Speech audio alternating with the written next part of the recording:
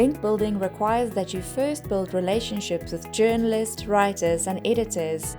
Your effectiveness hinges on you engaging with a person authentically.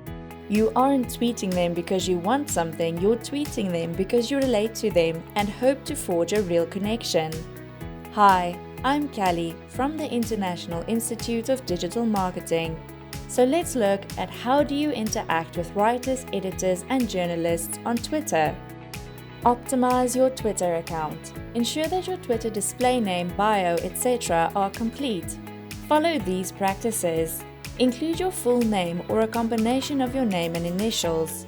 Detail professional and personal information in your bio. Be creative and be relatable. Your timeline is an opportunity for you to share your personality. When you reach out to writers and editors, they're likely to check your timeline before responding. Include a photo of yourself and update your header image. The more someone recognizes you, the more trustworthy you appear to be. Create Twitter lists. Twitter lists can be a powerful tool.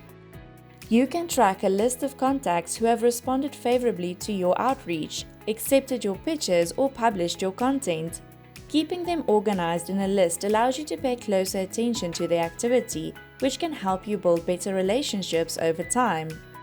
You can also create a list of writers and editors with whom you'd like to have a relationship and interact with them organically, laying the groundwork for developing a deeper connection.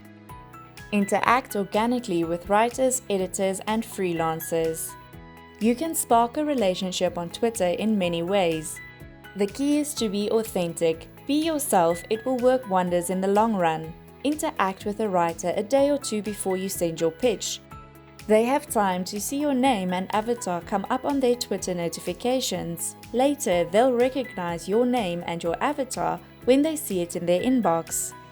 For more information, visit www.iidm.world.